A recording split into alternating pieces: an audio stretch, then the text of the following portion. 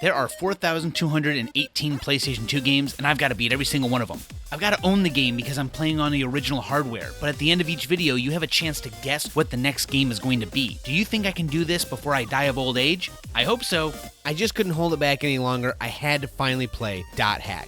I played it a lot when I was younger, and there's even 4 games in the whole series. I haven't played all of them, I've only played the first 2, so I'm excited to see how the whole thing ends. You actually get a bonus along with each game that you buy, a 45-minute anime that also has story to help you figure out the mystery of the game. The anime takes place in the real world because the game takes place inside of a simulated MMORPG. Now the characters in the game put a headset on and then are transported into the game. Now this is kind of an offshoot of a kind of anime called isekai, where a character is transported to another world of some sort. This world just happens to be a video game world.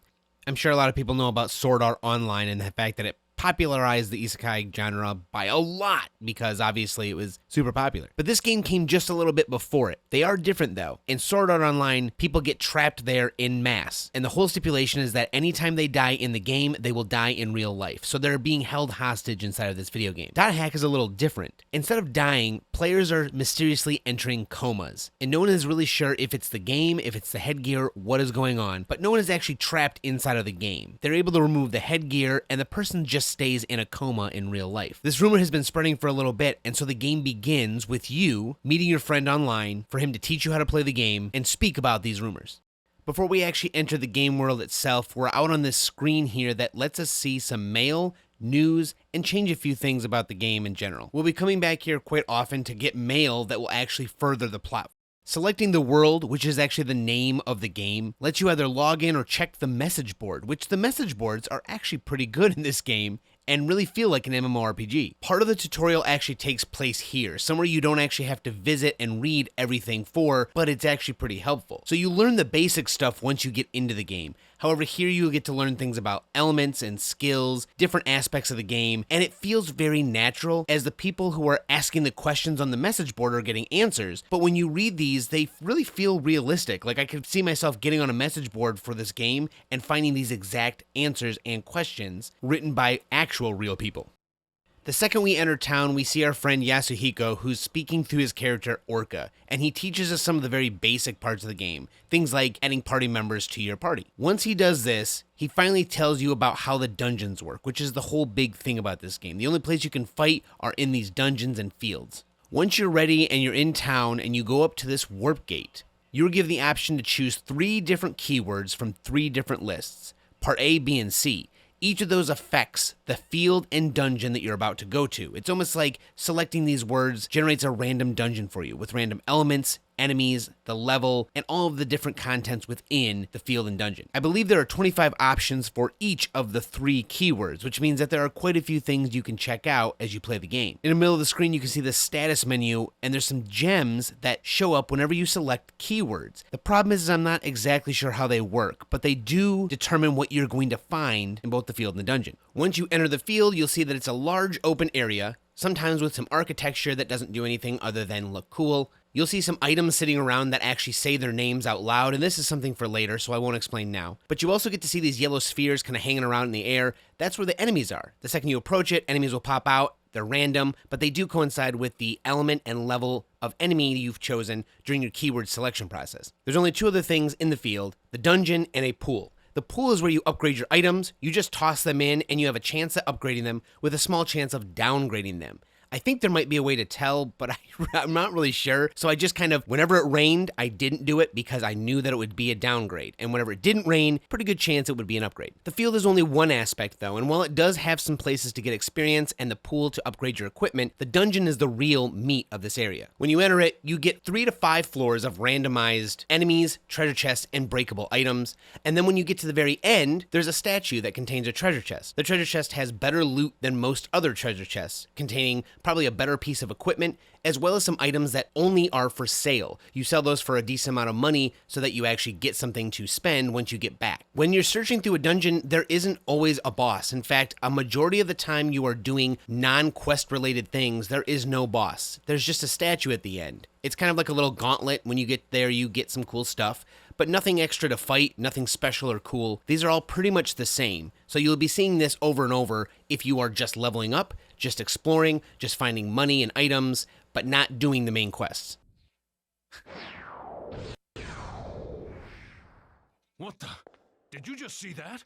During our initial dungeon run during the tutorial, Orca sees something that's pretty out of the ordinary, I guess. This white-haired girl being chased by this weird creature with a big red wand. So we just leave it at that, I guess. We hit the end of the dungeon, and for some reason the level 50 character has forgotten a common item to help you get out of a dungeon, so what a fucking noob. We have to walk. Although this is really what sets up the story here, is because we walk out of the dungeon, but before we're able to leave, we get transported to this very weird looking area. The white-haired girl from before comes over and gives Orca a book, but then Orca is attacked by the thing with the red wand, suddenly making him disappear from the game. We see the book float up from his dead body, then the system has an error. We are suddenly transported to another area, where while our character is unconscious, we, as a player, get to see that the book enters our body, and now we have this book. And everything is pretty confusing at this point. Suddenly, a busty woman is looking at us with this very weird outfit, and it goes to our character contemplating about what just happened, because Yasuhiko, his friend who was Orca, was upset, but now he can't get a hold of him. That's because he's in the hospital. Something happened to him at this point, we don't know what, but he is now in the hospital and we're not even allowed to visit him. Clearly distraught by the whole set of events that we just witnessed, we go to the message board and ask people online whether or not they think the coma was from the game or what's going on. We then get an email from the woman who gave us the book in the first place, but it's all in fucking gobbledygook. You can kind of figure out what it says because it actually does say something, but it's hard to tell sometimes. Apparently there's nothing left to do, so we enter town where we're in another cutscene where we meet this woman named Black Rose who acts very anime and gets upset that you're staring at her. After shopping around town and learning a little bit about the items in each of the shops, we decide to go to the gate, and on our way, Black Rose stops us, deciding that maybe we should be party members because we're new and we might need her help. She gives us a set of keywords that she wants us to take her to visit and get some experience, I guess. The second we get there, we realize it's nothing like any other part of the game we've seen so far, not that we've seen much, but it's definitely different. It's a big castle, and she wants us to take her inside. She turns out to be a coward and a level 1 newbie just like us, but then this guy named Balmung shows up and starts yelling at us about something or other about these enemies that are scary here. Turns out the enemies here sometimes can have infinite health and have something wrong with them. Balmung says we need to retreat, however something activates inside of our character that lets us do the super special awesome move. When we use it on the enemy, it reduces his health pool from infinite to something actually manageable, and Balmung is able to kill the enemy very easily. Our character realizes it's the same thing that happened to Orca earlier, and Balmung also realizes we might have the same powers as this monster, so he does not like us. Black Rose convinces him to leave us alone, and as he leaves, we see the woman from before who is staring at us. Her name is Helba, and she's trying to talk to Balmung, but he does not talk to hackers. Apparently she's a hacker. After this whole ordeal, we go back out to the main menu where we can see the board and our mail, and we check out the message that we left earlier. Deleted. Author deleted. Message deleted. No. After we see that our message is forcefully deleted, we go check our mail and we get to see that we can talk to our party members and send them replies through email, where we learn a little bit more about each other's characters. We also get a message from Helba, the hacker, who talks about our bracelet, which is the thing that we use to drain the monster of its infinite health pool. The only thing she gives us is that our ability is called Data Drain. Next, I grab a side quest from the board with a goblin who is challenging players to come kill him because he thinks they can't. So I take it. Upon entering town, we get this cutscene where these guys are talking about a character who is a cat, although this guy says he prefers bunny girls. Ooh. Doesn't even fucking mince words. I prefer bunny girls though. We go to check out the cat girl for ourselves, and she's actually able to see our bracelet on our wrist and is wondering why we can't, but she convinces us it's interesting. Back on the message boards, we get a free keyword that is apparently for beginners, so I use this to try and level up a little bit before I continue on. Now at first, I actually get my ass kicked because being by yourself is pretty difficult. With how many enemies there are and how powerful they are, you get killed fairly quickly. I should have waited to get party members going through the story until I did this. However, I found a good way to deal with this, as one of the weapons you start with begins with this skill called Tiger Claws, which will hit enemies in an area. As long as you gather them up in an area, you can kill them fast enough to not even have them attack you. One of my favorite parts of the game are these items sitting around on the ground that you use later in the game, but they say their own name out loud and make little screaming noises when you pick them up, and it's just so freaking cute.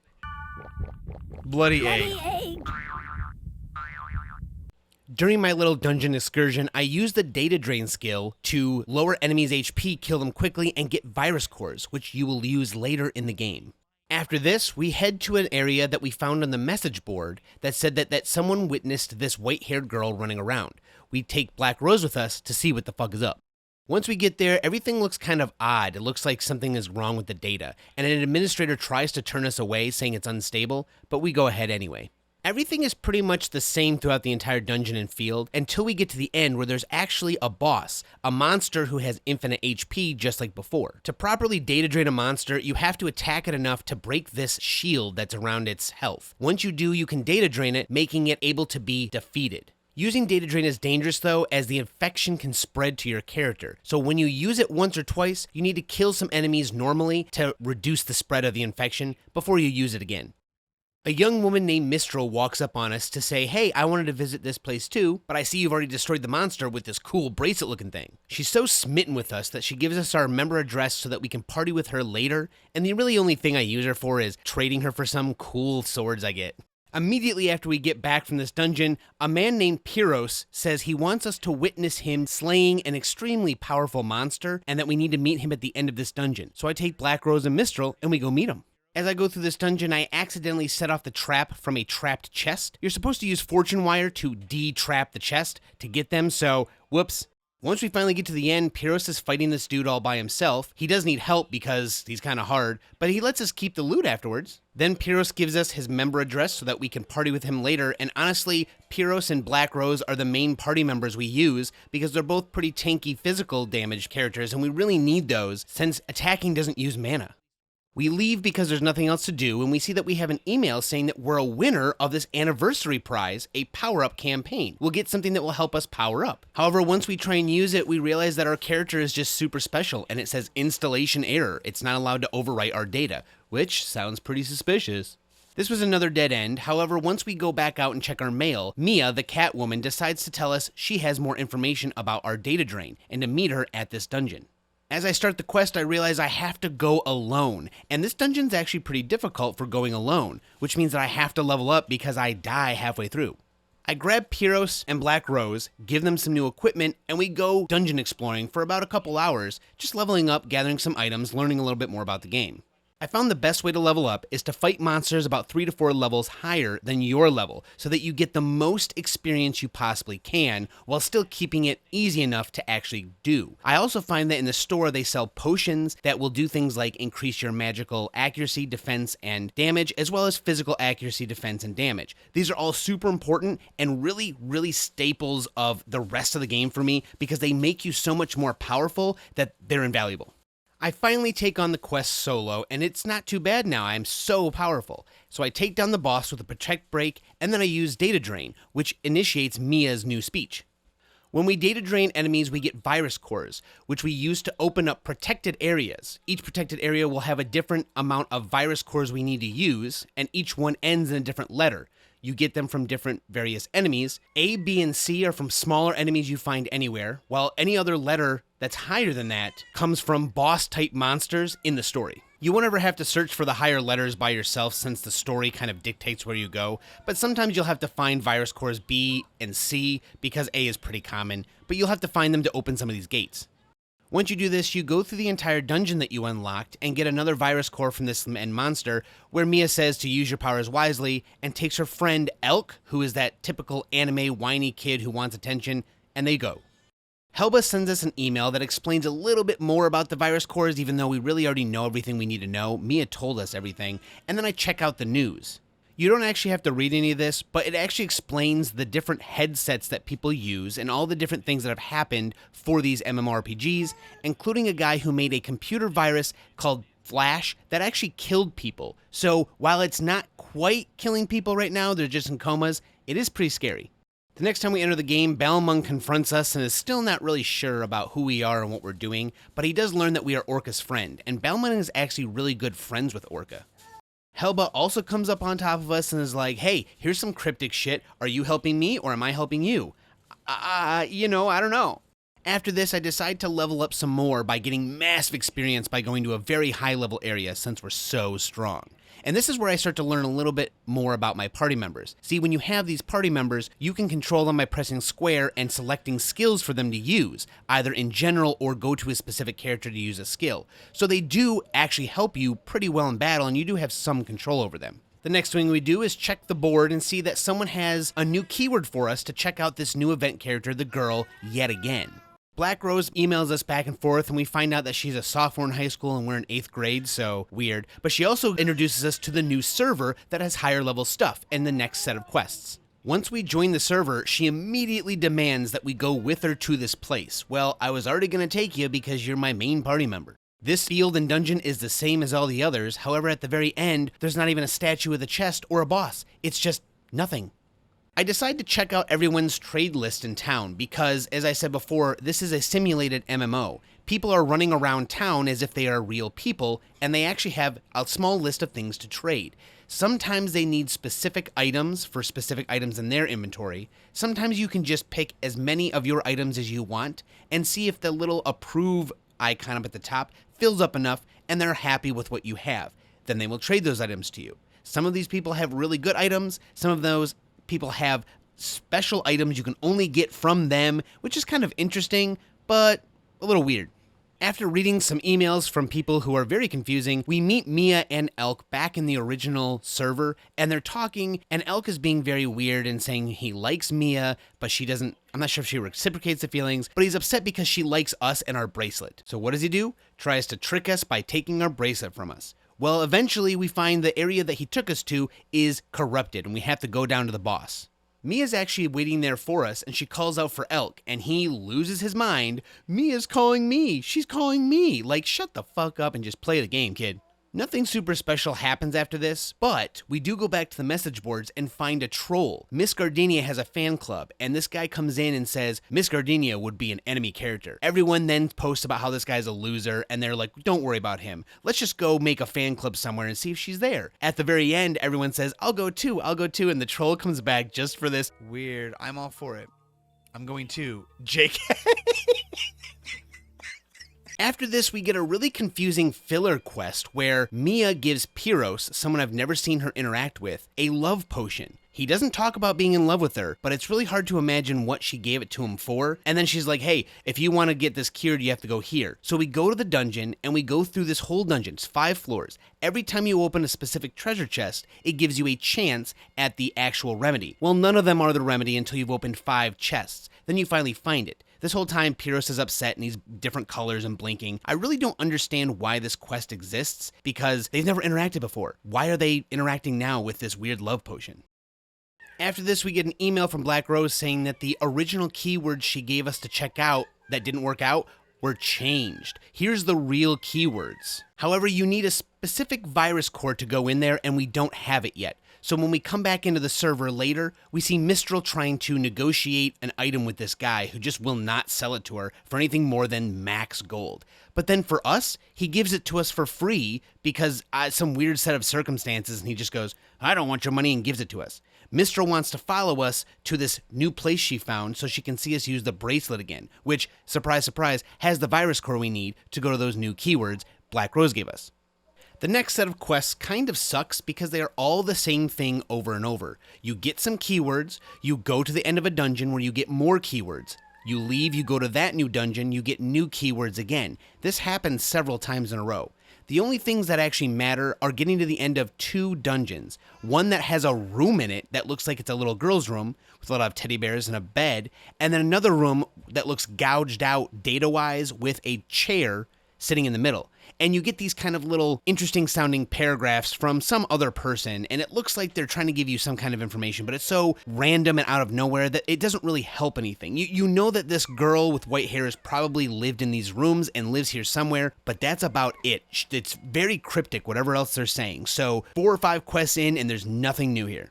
This is actually the end of the game past these 4 quests. Black Rose finally gets us the last keywords to the final boss, which is the guy with the red wand. However, the gauntlet through this dungeon to fight him is enormous, and honestly, I needed some levels, items, and money to make it through. Here's the issue. First, I have to get virus cores to unlock it. I have to find enemies that give me the correct virus cores. Once I get them, I must unlock the gate, go through the dungeon, and fight them. The fight at the end is much different than anything we've ever fought. This guy is super tough, and he can even data drain you himself. So you need to level up, upgrade your equipment for all your characters and your character, get some money to buy restorative items that you can use on the fly, as items are faster than magic at healing and also don't cost any mana in the middle of battle, and prepare yourself for this last fight, especially since, like I said, it's a gauntlet on the way to the boss. You have to go through every single room. Before, when you go through a dungeon, you can reveal the dungeon layout and just go right to the next floor or skip things if you'd like. Not here. You have to fight every single enemy all the way through, and these enemies are tough. They vary in elemental defenses and damage, and sizes and HP differences. There's just a lot to do. So I spend about 2 or 3 hours leveling up and also going to ponds in different areas of the game to level up my character's equipment. This is a little difficult because you must input a random keyword and hope that there is a pond in the overworld. It's pretty quick though. If there isn't one, you just back out and hit a random keyword yet again and then hope that the next one has it. You cannot revisit an old area for the same pond until about 4 or 5 areas later. Then you can come back. But by that time, it's really just worth it to hit random until you find a pond. It took about half an hour to start upgrading my character's equipment, and for your party members' equipment, it's a little weird. You cannot take equipment from your party members, but you can give them to them. Instead, you have to find the equipment for them, upgrade it until you are happy, then give it to them. They are now stuck with that piece until you find something else. So it is a little difficult. You can't trade their equipment in and out. I stock up on all the restoratives, all the buffs, and the most powerful equipment I can find, and finally take on the last boss. And here's the thing. Like I said, he's super hard. You have to break his barrier before you data drain him. However, he can data drain you. When he data drains a character on your team, they lose most of their health, most of their mana, and they have almost every single debuff in the whole game on them, which means that they can't move, they can't do anything, and they constantly lose health. This sucks when it's you, because you have more control than your other party members because they're AI. So when he uses it on you, you're most likely going to die. Obviously, you can still select your characters to heal you, and they will revive you. Even if you don't have any revives, sometimes your AI members can just heal you from death. But it's still scary because the second you are dead, you have to wait for whatever they're doing to be done, then they will heal you. This fight is pretty difficult. All the way up here, you're using items and things to make it through, and anytime your character dies, all of their buffs leave them. So if you die in the battle with the boss and you have all these cool buffs that are helping you, they are gone. So you really have to be careful, and even trying to use them in the battle with them is dangerous. In the end, I have all my characters use skills over and over, heal them with restorative items that are immediate from my inventory, and when I finally run out, I back off and let my party members fight him with their skills while I use a magic skill called Repth, which is just a healing skill. This actually allows me to break his shield, data drain him, and then fight him more, but he's still super tough after he's been data drained. He's fast, and his abilities hit hard. So staying away from him, as his abilities are all AoE things around him, you can keep your members healed and revived until you finally beat them. And that is it. That's right, you don't figure anything else out. This game is here to set up the mystery. You are very slowly learning bits and pieces. Yes, you learn some basics about the story, but you learn almost no answers, except for you've killed this guy who data drained the white-haired girl, all for what? We don't know. This is game number 1. There are 4 games, so the story is going to reach through these 4 games until we figure out the mystery at the end. That's why the anime is helpful, because it gives some more insight to what's happening in the real world with other people and what they are figuring out. So the game is over, but not quite. We've got some more games to play. So everyone, game number 36 is beaten. If I were to give this a score, it'd be a 7 out of 10. It's a really cool idea. The problem is that it's very, very repetitive, and it really does not feel like an MMO. The only part that feels like an MMO is the message board. Otherwise, it's very obvious it's a single-player game. It doesn't even have any quests. The only reason you have quests is because other characters tell you where to go and what to do. There's nothing to do otherwise. The side quests even come from the board. There's nothing in the game where you pick up quests or have a quest log. That's it. You just do dungeons over and over to level up to do more story missions. So while this game is a cool idea and it's a decent RPG, it just doesn't really scratch that itch for a pretend MMO on the PS2. There's a lot left that you'd like to see and do, and there's no big bosses after this guy to fight. There's no special things as far as I can tell, and if there is, Well, let me know in the comments. Thank you all for watching. Let's go to the guessing game. All right, it's the guessing game. Let's see what Stable Diffusion makes of the game I'm playing next. Can you guess? Thank you so much for watching, everyone. I really do appreciate it.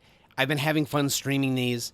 I also gotten more quality upgrades since these videos, so you'll see very soon in the future really nice picture quality for the PS2, so that'll be really cool. And also, thank you again to the actually 4 Patreons I have now, who are part of the drawing at the end where they get to choose the game. So we're getting close to playing the game that Troy has picked out, which would be great. It's gonna be super fun. I'm streaming it soon, so if you'd like to come watch it, you may. Otherwise, thank you so much for watching. I'll see you in the next video.